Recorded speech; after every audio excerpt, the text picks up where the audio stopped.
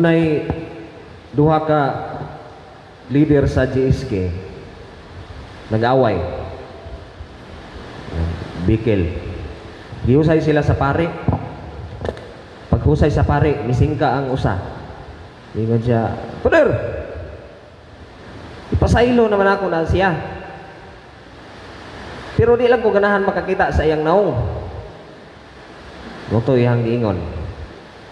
Naday na gipasaylo pero di sa ganahan makakita sa naong. Karon si Jesus ang iyang mensahe karon sa ebanghelyo, pagpasaylo o paghigugma sa kaaway. Pero ang paghigugma sa kaaway dili gyud na siya sayon. Sayon man tani ana, di man ginalalim. Siguro ang una nato nga reaksyon, ani nga tawag ni Jesus, higugma ang imong kaaway, iampo ang nakasala kanimo o nagpasipala kanimo. Ang una na itong reaction siguro, no way. No way. Kinsa man ang imong kaaway? Kinsa man ang akong kaaway? Siyempre, katong mga tao nga wala makaangay nako. Siyempre, katong mga tao nga nakamino, katong mga tao nga mi-reject nako. Siyempre katong mga tao nga nag-insulto nako o nagpasipala nako, mo ni ako makontra. Siguro mo punapod mo ana. Ang normal nga response nato ani balos, fight back or literally maglikay, no? Mo ning uban nga magtagbo na gani, kung mahimo na ikatipasan ala tipas, no? Avoid. Sige daw. Unsaon nimo pagpasaylo sa maluibon nimo nga bana? Unsaon nimo pagpasaylo sa maluibon nimo nga asawa? O unsaon nimo pagpasaylo niadtong mga tao who inflicted a serious injury sa membro sa imong pamilya? Unsaon nimo pagpasaylo atong mga taong nakautang nimo og 1 ka milyon nya di na ganahan mo bayad sa imuha? Unsaon nimo na pagpasaylo? Di ba? Pero abi ninyo, final test for spiritual maturity o sa atong pagka-Kristiyano, maglisod magani tagdawat sa atong kaugalingon, sa atong pagkakita, samot na ang paghigugma sa mga tao nga nagpalibot sa ato, kontra pa. Lisod magani ta paghigugma sa mga tao nga duol sa ato, samot na pagpakita kaayo ni atong mga tao nga naka-offend sa ato. Given only our human will, we cannot. Mabitaw na nga ang grasya sa Ginoo ra jud, mao'y magtukmod ug maggiya nato sa paghigugma sa mga taong nagpasipala sa ato. Grasya sa Ginoo. Giingon bitaw kaniadto, mata sa mata, ngipon sa ngipon, an eye for an eye, tooth for a tooth.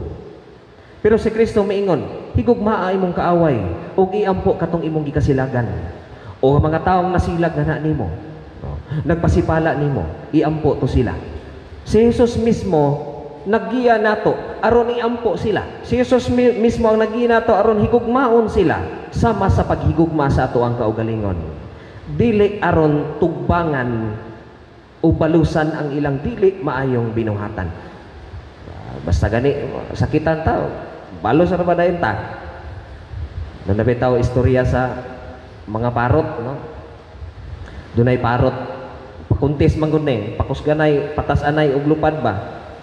Parot, tulo ka parot, parot sa Amerika, parot sa Japan ug sa Pilipinas.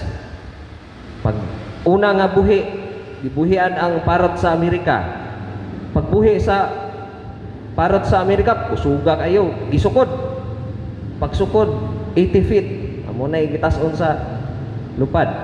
Pakpak nga tao, 80 feet.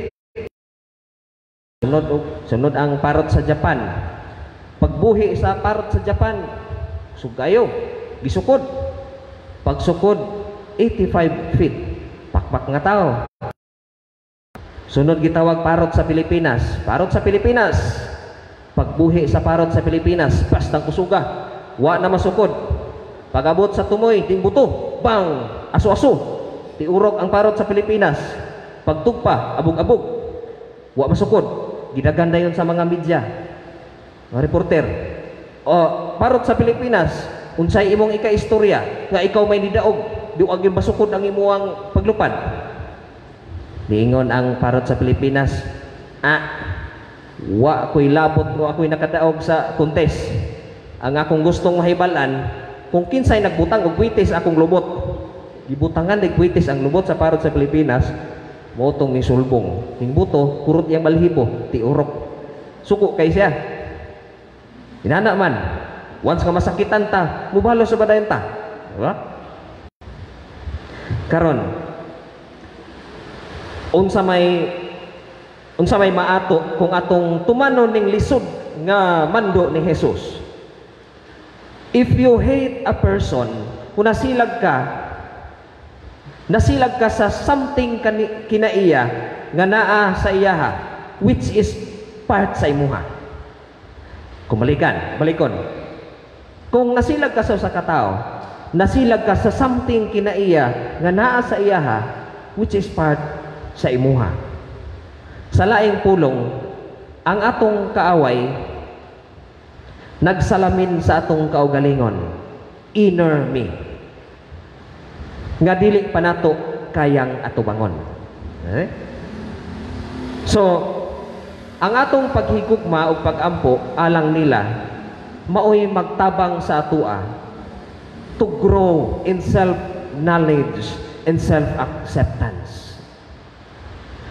Ang kasilag manggod, muranig hilo, nga maoy mo pamala sa ato ang emosyonal nga enerhiya diha sa negatibong panghuna-huna.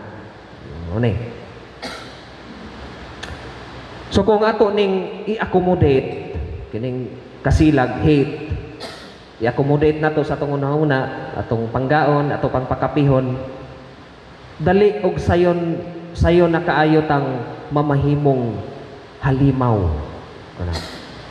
So bisan paglisod kayong pagpasaylo, bisan paglisod kayong paghigugma, pero maura jud ni ang dalan paingon sa kaaliman. Kung matinud-an lang jud ta o sincero, atong maamguhan nga ang number 1 natong kaaway is ourselves, atong kaugalingon. Mao nga ang solusyon aning tanan makaplaga nato first of all in ourselves, sa ato arapong kaugalingon. Doon na ba tayo mga kaaway nga di nato mapasaylo? Doon na ba tayo mga kaaway nga atong gipungulan?